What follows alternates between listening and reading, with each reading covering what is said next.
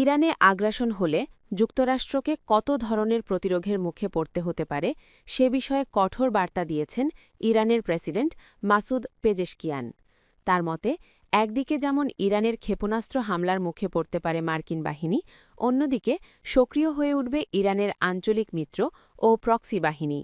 তবে সবচেয়ে বড় প্রতিরোধ গড়ে তুলবে ইরানের সাধারণ জনগণই।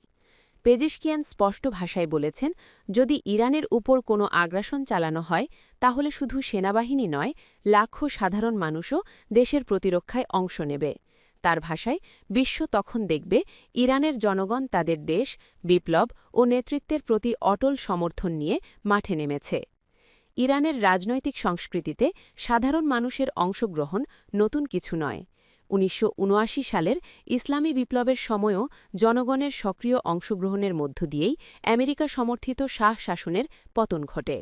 নির্বাসন থেকে দেশে ফিরে আয়াতুল্লাহ খোমেনির নেতৃত্বে দ্রুত শক্তিশালী হয় প্রতিরোধ আন্দোলন, যা শেষ পর্যন্ত বিপ্লবের সাফল্য এনে দেয়। ইরানের প্রতিরক্ষা কৌশলেও সবসময় গুরুত্বপূর্ণ ভূমিকা রেখেছে সাধারণ মানুষ। ১৯৮০-র দশকে ইরাকের বিরুদ্ধে দীর্ঘ যুদ্ধের সময় ইরান মানব ঢাল বা ব্যাপক জনসমাবেশ ভিত্তিক প্রতিরোধ কৌশল ব্যবহার করেছিল। সেই অভিজ্ঞতা থেকেই দেশটির সামরিক ও কৌশলগত পরিকল্পনায় জনগণের অংশগ্রহণকে বড় শক্তি হিসেবে দেখা হয়। বর্তমান সময়ে অবশ্য ইরানের প্রতিরক্ষা কৌশলে বড় ভূমিকা নিয়েছে উন্নত ক্ষেপণাস্ত্র ব্যবস্থা। বিশ্লেষকদের মতে, কোনো আগ্রাসনের ক্ষেত্রে প্রথম ধাপে ক্ষেপণাস্ত্র হামলার মাধ্যমেই প্রতিপক্ষকে চাপে ফেলতে চাইবে তেহরান। এরপর যদি স্থলযুদ্ধের পরিস্থিতি তৈরি হয়, তাহলে শুরু হতে পারে দীর্ঘমেয়াদী গেরিলা ধরনের প্রতিরোধ। ইতিহাস বলছে, ভিয়েতনাম যুদ্ধে গেরিলা কৌশলের মুখে বড় ধাক্কা খেয়েছিল যুক্তরাষ্ট্র।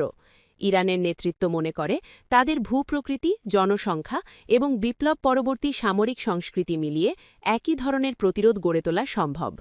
পেজেশকিয়ানের বক্তব্য অনুযায়ী, ইরানের বিরুদ্ধে কোনো হামলা হলে তা শুধু সামরিক সংঘর্ষেই সীমাবদ্ধ থাকবে না, বরং তার রূপ নিতে পারে সার্বিক জাতীয় প্রতিরোধে।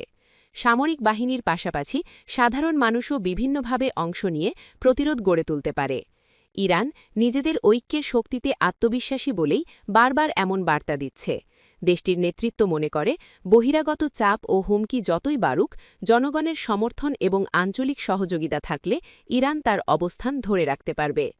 ইসলামী বিপ্লবের বার্ষিকীকে সামনে রেখে দেওয়া এই বার্তা শুধু অতীতের স্মৃতিচারণ নয়, বরং ভবিষ্যতের রাজনৈতিক ও কৌশলগত অবস্থানও স্পষ্ট করে। তেহরান বোঝাতে চায়, যে কোনো আগ্রাসনের জবাব দিতে তারা সামরিক শক্তির পাশাপাশি জনগণের শক্তিকেও সমান গুরুত্ব দিচ্ছে।